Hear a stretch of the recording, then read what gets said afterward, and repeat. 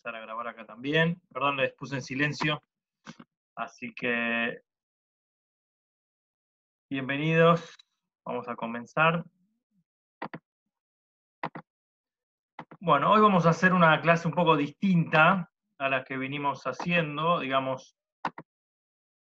Es sobre el mismo concepto, pero vamos a darle un poquito un cierre a todo lo que venimos hablando de el Ishtalshelut, o el desencadenamiento de los mundos. Y hoy justamente vamos a ver un poco este ejemplo que nosotros hablamos de anatomía del alma, de comparar el cuerpo humano, la visión de uno mismo, de la autoobservación como modelo, como método de reflejo para entender la existencia o la presencia de Dios en el mundo e incluso sus detalles. Entonces, por un lado lo hicimos de manera, podríamos decir que es simplemente caprichoso o que es de arriba hacia abajo, o sea, nosotros decimos, estamos hechos a imagen y semejanza de Dios y por lo tanto no sabemos cómo es Dios, pero mirar a nosotros mismos podemos tener una idea general. Pero vamos a tratar de buscar un poco más profundo y vamos a hacernos la pregunta de preguntas, que es sobre la discusión que tiene el mundo sobre el mundo mismo. O sea, hay una famosa planteo de decir que el mundo está creado en un diseño inteligente. Y esto quiere decir que uno reconoce en el mundo, en la creación, que hay inteligencia.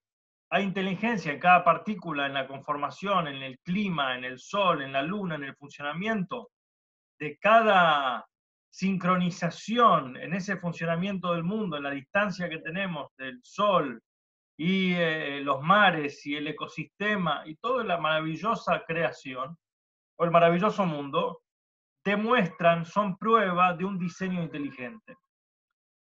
Y hay varios puntos de vista sobre cómo es este diseño. O un punto de vista más que tiene que ver con la afirmación de una existencia indudable de una fuerza inteligente creadora, o también que cada partícula, yendo más profundo, cada partícula de la creación tiene su propia inteligencia también y responde y funciona en esa armonía en lo que nosotros llamamos mundo. Ahora, esto es una de las cosas más maravillosas para poder observar y ver el funcionamiento del mundo a través de la ciencia para poder entender la presencia de la inteligencia, y por eso uno se maravilla una y otra vez, descubriendo cada vez más y profundizando un poco más cada vez y entendiendo cómo funcionan las cosas. Tenemos un punto de vista de ingeniería, es entender el funcionamiento de las cosas, la inteligencia de las cosas. Entonces, la ciencia lo que viene a hacer es a tratar de comprender el funcionamiento de las cosas. Justamente estaba viendo una pequeña clase del rabino Manis Friedman. Él hacía la pregunta, dice, ¿por qué la gente inteligente se deprime? ¿Por qué la gente inteligente se pone triste? Entonces, justamente basado en este concepto, muchas veces insistimos, y es natural, buscar la inteligencia dentro de la naturaleza. Buscar la maravillosidad, no sé, quiero entender cómo funciona una computadora, cómo funciona la parte biológica de las cosas, cómo funciona la fotosíntesis, cómo funciona incluso la matemática. Quiero descubrir, hacer un cálculo, hacer una medición, hacer una estimación. Entonces utilizo mi inteligencia. El concepto es que no tiene tanto que ver con la inteligencia, tiene que ver con el propósito. Las cosas no hay que medirlas solamente con la inteligencia del cómo, sino el para qué. Y esto es fundamental porque a veces uno dice, busco, entiendo cómo funciona, pero no sé para qué. Si una persona no tiene definido una visión del propósito de lo que él quiere hacer, o lo que él debe hacer, o cuál es su objetivo, ¿para qué le sirve la inteligencia? gira en falso, no funciona, no tiene de qué agarrarse. ¿Para qué vivís? ¿Para qué estás adelante? ¿Cuál es tu propósito? ¿Cuál es tu misión? Y cada vez uno profundiza en esa idea, debería hacerse esa pregunta de propósito existencial. Entonces, es una pregunta que si uno no tiene un propósito trascendental, un propósito profundo, termina cayendo en lo vacuo, en lo vacío, que por más que seas muy inteligente, no podés contestar. Entonces, ¿para qué sirve? O sea, toda esa presencia de diseño inteligente que el mundo tiene, y que no solamente eso, que hoy en día con la modernidad y con la tecnología estamos cada vez más, cada vez mejor, profundizando nuestro diseño inteligente en cómo fabricamos cohetes y autos y teléfonos inteligentes y computadoras que son con inteligencia artificial y nos van ayudando cada vez más a comprender. Pero ¿para qué? La pregunta del para qué, el propósito, no lo pueden explicar. Entonces, con la inteligencia sola no alcanza, con la inteligencia a secas, pero sin tener un objetivo definido de lo que él está buscando, de lo que él lo motiva, de lo que la persona... Entonces, y esto también vamos a llevar a nuestro segundo punto, que nosotros hacemos una analogía entre la parte cósmica a la parte física, a la parte humana, a la parte del cuerpo físico, incluso a la anatomía, tanto a la anatomía del alma y tanto a la anatomía del universo. Entonces, ¿qué es una persona sana?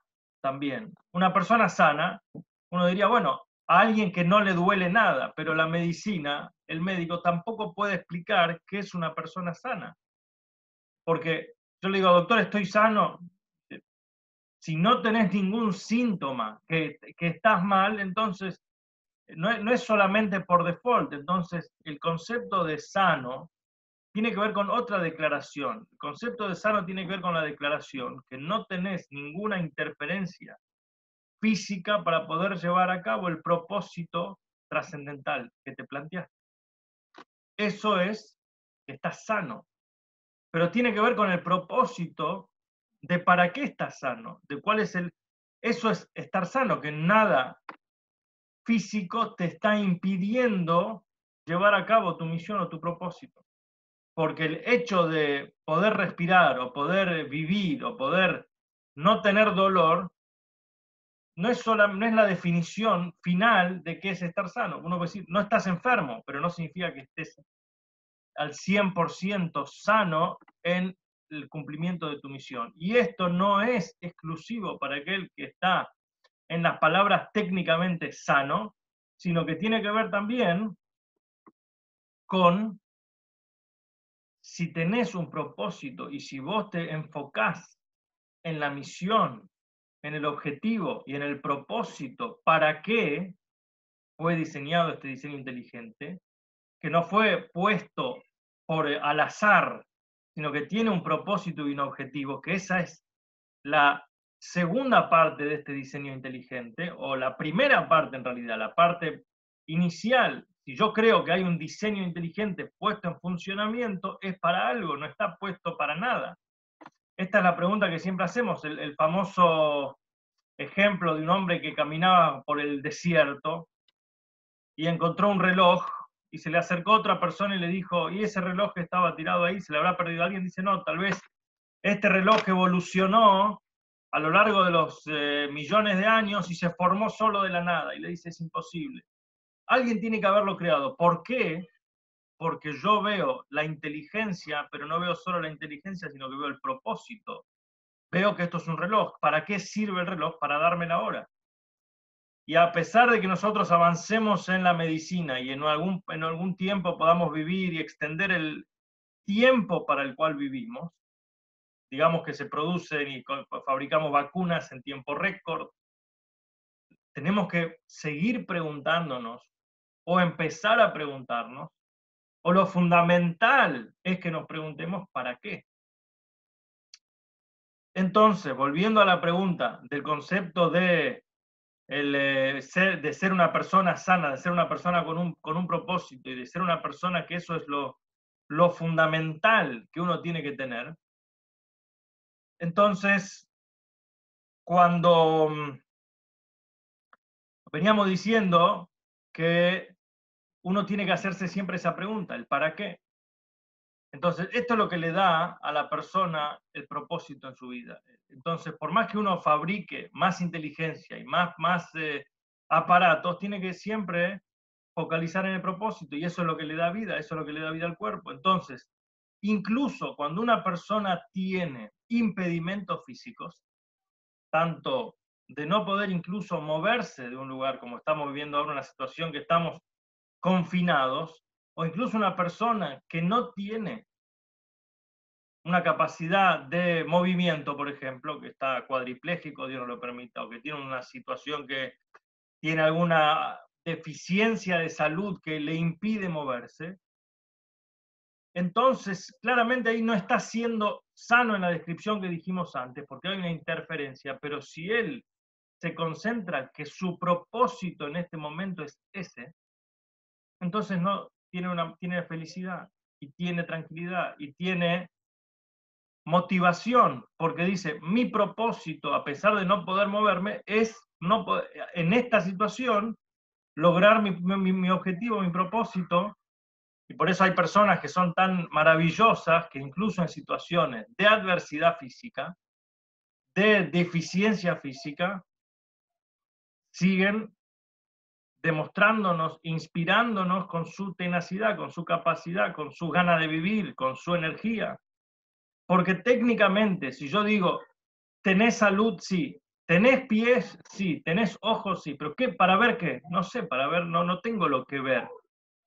Inclusive respirar, si no tenés el motivo para qué, carece de sentido que funcione todo el aparato y toda esa inteligencia. Esta es una pequeña introducción.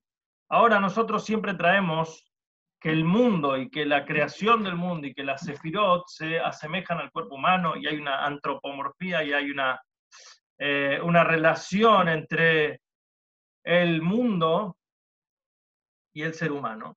Hicimos la afirmación, así como el alma llena el cuerpo, así la presencia divina llena el mundo. Que esta sería la mayor metáfora que tenemos.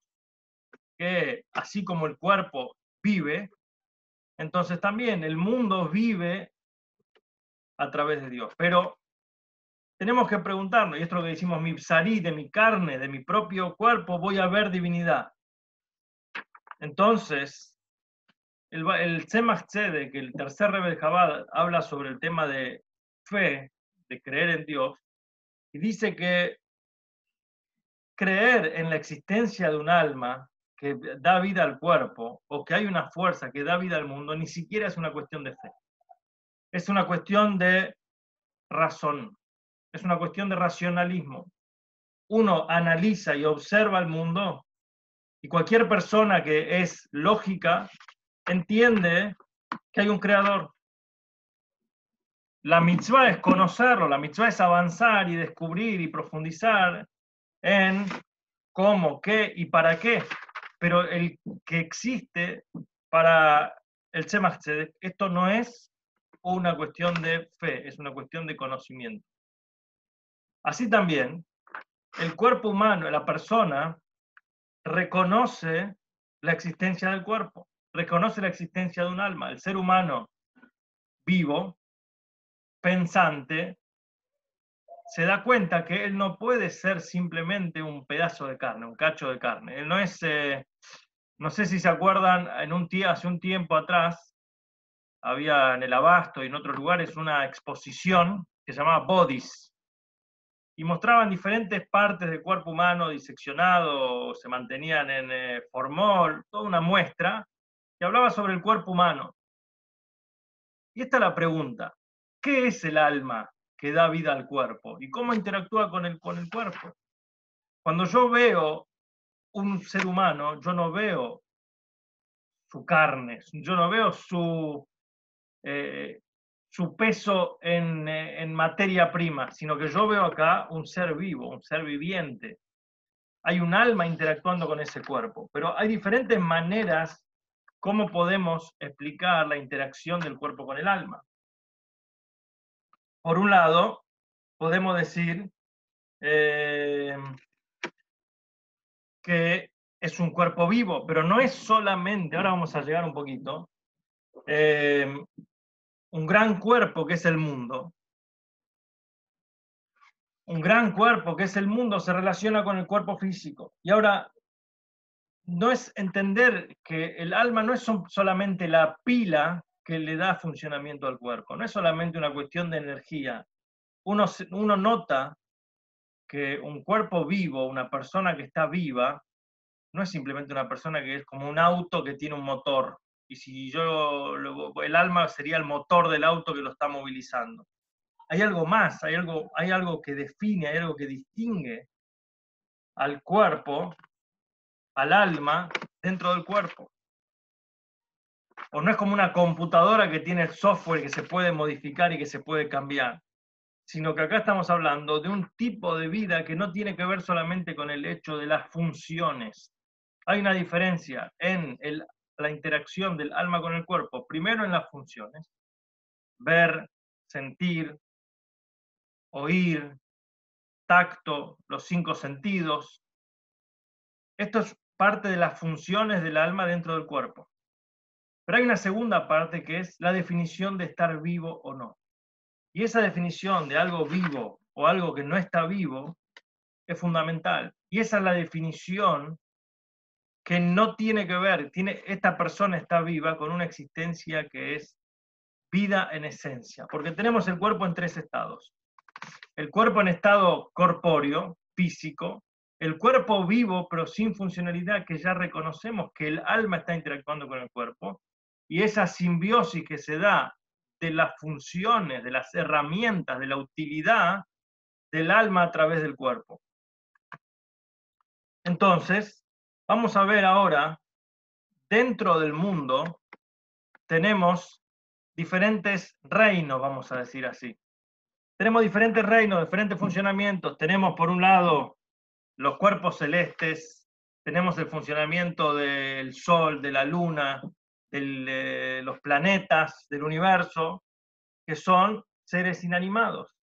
Y uno lo puede ver a través de su movimiento, y ahí veo la fuerza creativa, el diseño inteligente, la mano del creador, en las órbitas astronómicas que son tan profundas y tan inteligentes y tan exactas que hacen que el mundo funcione y que haya ciclos y que haya verano y que haya invierno y que todo se renueve y que cada día tengamos luz, calor y a la noche tengamos oscuridad y así sucesivamente. Y a pesar de que son seres inanimados, como planetas, están vivos de alguna manera porque se movilizan y se mueven. Así también en la Tierra, la fuerza terrestre de permitir los vegetales, lo que se llama tzomeach, la fuerza creciente de las cosas. Las cosas crecen, florecen, hay una fuerza maravillosa, infinita, que yo tiro una semilla en la tierra y por obra del funcionamiento de la naturaleza, esa semilla germina y puede crecer un árbol y puede florecer y puede mantener, y eso da oxígeno y eso da otros frutos, y así los árboles van creciendo, de una ramita se convierte en un tronco grande, y así sucesivamente. Y después tenemos, no solamente eso, sino que tenemos los animales que sienten, que perciben, que tienen sentimientos y que tienen sensaciones.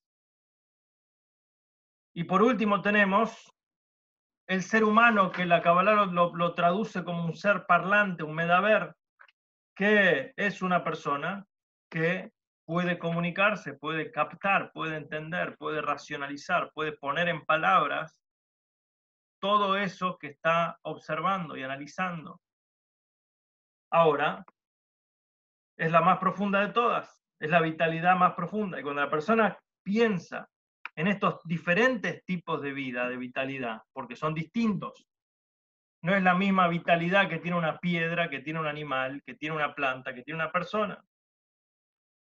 Él se pregunta, ¿cómo puede ser que hay en el mundo una vitalidad tan compleja, con tantos tipos, niveles de vitalidad? Llega a la conclusión que esto no es sino por el alma que revive el mundo.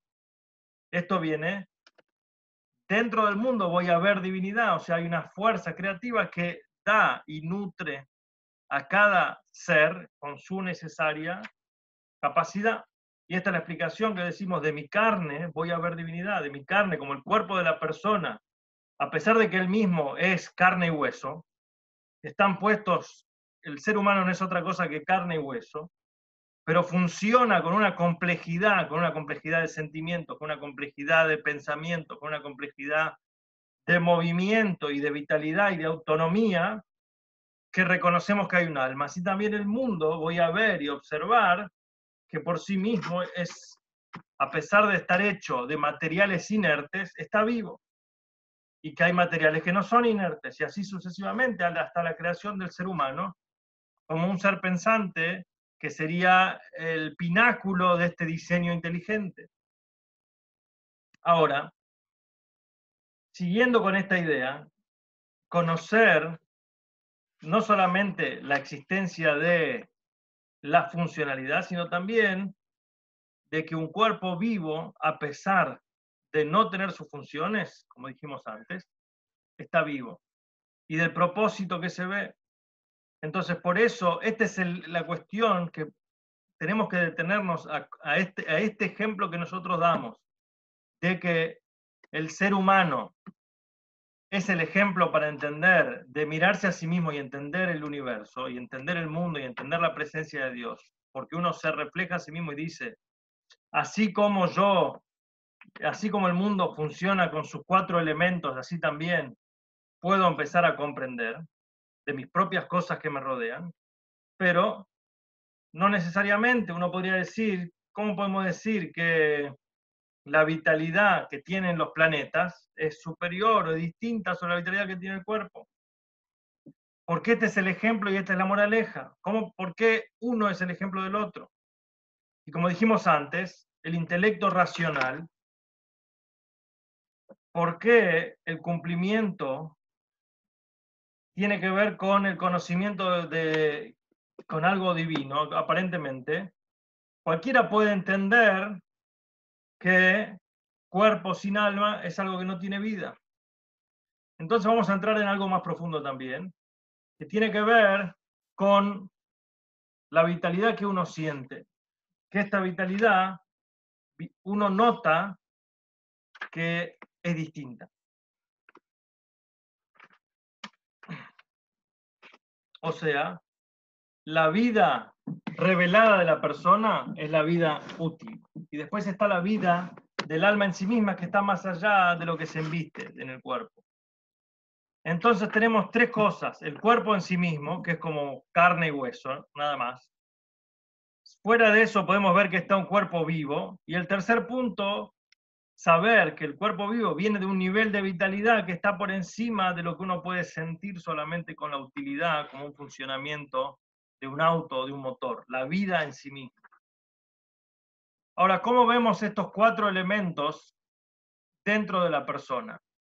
Así como vimos el concepto de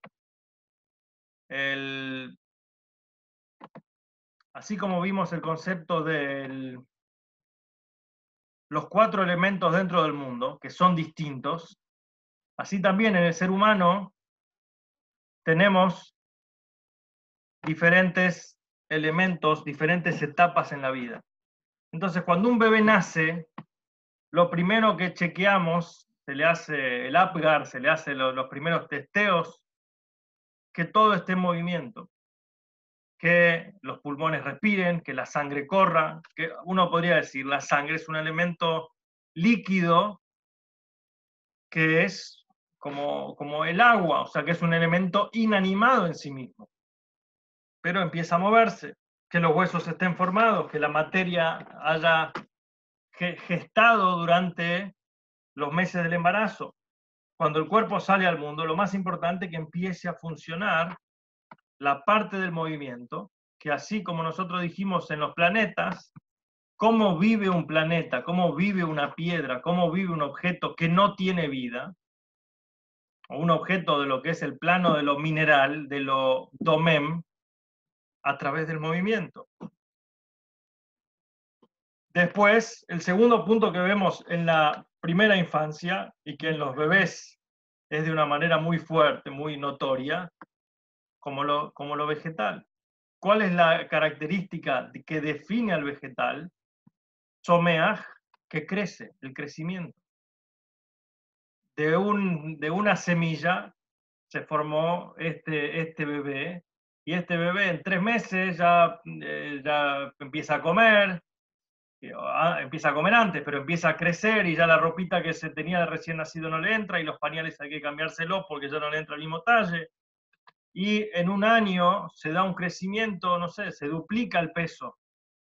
Las primeras etapas de crecimiento son muchísimo más proporcionalmente grandes que cuando después más o menos que se estabiliza.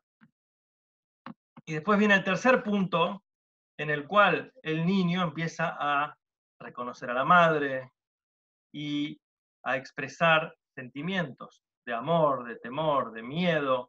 Y esto viene a ser la parte más, como dijimos, cuál es la analogía con el mundo, la parte animal, o sea, como el animal también que tiene sentimientos, que puede tener sentimiento de amor, de gratitud, de bondad, de temor, de miedo. Y así, esto es todavía antes que la persona pueda expresar y que pueda, a partir de una cierta edad, cuando empieza ya el chico a desarrollar su intelecto y a superar y a poder empezar a expresar en palabras y a expresar en pensamientos y a pensar de una manera lógica, y empieza a entender algunas directivas primero chiquitas y después cada vez más profundas, entonces puede llegar al plano de la comunicación y del intelecto también. Y entonces estos 4 puntos están en la vida del cuerpo: movimiento, que es como el movimiento de los planetas, o sea, el movimiento de la parte inerte; crecimiento, sentimiento y intelecto. Entonces, después que explicamos el ejemplo de que el cuerpo se transforma en algo vivo por la existencia del alma en sí mismo, vamos a pasar al ejemplo de cuando en el universo de la naturaleza voy a ver divinidad. Ver a Dios en el cuerpo grande que es el mundo quiere decir, por un lado, la moraleja, el resultado del ejemplo de la metáfora, se tiene que entender en los detalles. Pero por las dos maneras de que explicamos, tenemos que entender el detalle en las expresiones correctas para hablar de la divinidad. Por un lado, así como el cuerpo chico, la persona, el cuerpo de la persona en sí mismo es un cuerpo inanimado, dijimos, como carne y hueso, ¿sí? Si yo voy a la carnicería, carne y hueso no es algo vivo y le falta vitalidad. Así también el gran cuerpo en su naturaleza es algo falto de vida. Y eso es porque la vida son solamente en algo que es verdadero. La verdad tiene que ver con la vida. Dios es vida. Y por cuanto que Él es verdad, Él es vida. Y todo lo que no es verdad no está vivo. Entonces, la existencia de la creación en sí mismo no es algo vital, por cuanto que al ser creado es contrario a la vida, porque el objetivo de la creación del mundo es ocultar todo aquello que desaparece, significa que nunca existió. Todo aquello que va a tender a desaparecer es una existencia que es efímera, por lo tanto no es real. Por eso la creación del mundo es algo a partir de la nada. ¿Cuál es la existencia de vida esencial en el mundo? ¿Cuál es la existencia de vida esencial en el mundo? Es a través cuando yo veo el propósito. Cuando yo veo el propósito que está detrás de esa inteligencia, ¿cuál es el objetivo? ¿Cuál es la planificación de la creación? Entonces, ahí yo descubro para qué está esa inteligencia y tengo que descubrir de detrás de las cortinas, detrás de la clipa, detrás de la cáscara que está ocultando el mundo, dónde está el creador. Y a pesar de que el mundo, como el cuerpo, ¿sí?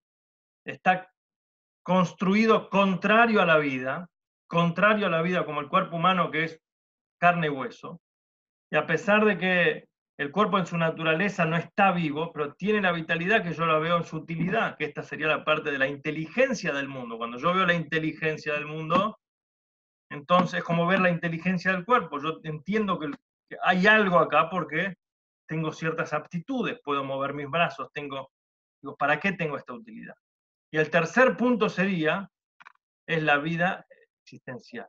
La vida de Haibetz vive en esencia, ilimitado, pero no se siente en nosotros. O sea, esa parte de la vida del cuerpo que no es solamente en base a su utilidad, sino que es en base a su trascendencia y a su propósito. Bien.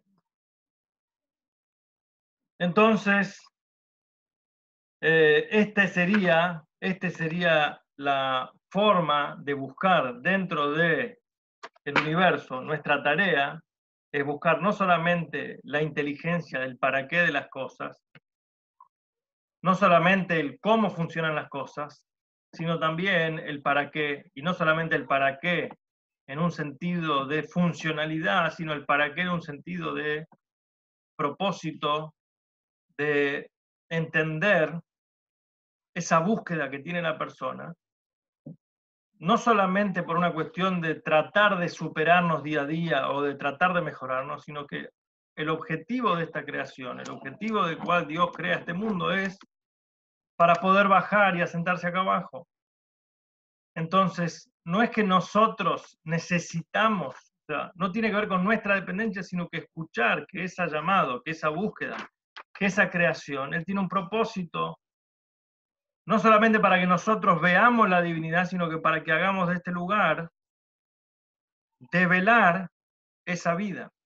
Así como en el cuerpo, en un momento uno se da cuenta que uno puede estar oscuro y uno puede estar distraído y pensar que el cuerpo es solamente un pedazo de carne en funcionamiento y después se empieza a entender que no, que tiene una funcionalidad, pero una vez, en un momento que se acaban las respuestas de esa funcionalidad, o cuando carece de esa funcionalidad, tenemos que recurrir a la esencia de la vida.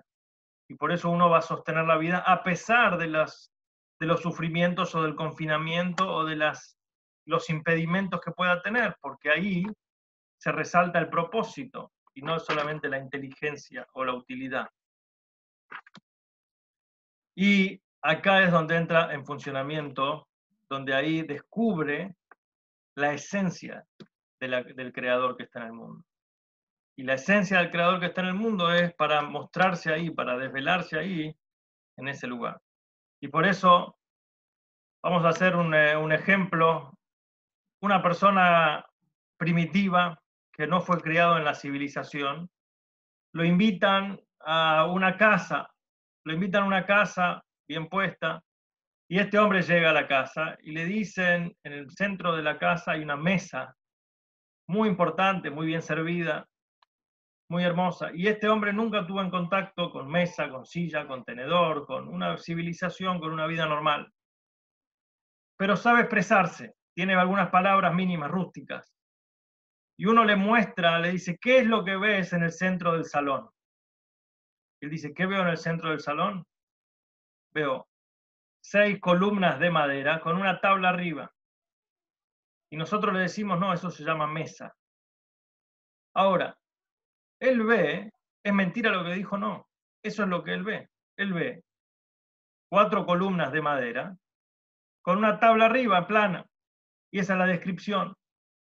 Pero no, yo cuando veo 4 columnas, 4 patas y una tabla arriba, yo no pienso que son 4 patas y una tabla arriba, sino que yo veo una mesa. ¿Por qué? Porque yo veo su funcionalidad. Yo veo para qué sirve esa mesa. ¿Cuál es el propósito de esas 4 patas? Y de hecho, dejo de llamar a esas 4 patas con una tabla arriba y lo llamo mesa y lo veo como mesa y lo comprendo como mesa. Este es el primer punto. Y esa es la diferencia entre el cuerpo desconectado porque no le veo el propósito y después entender, yo lo veo, yo lo llamo en base a la utilidad que tengo.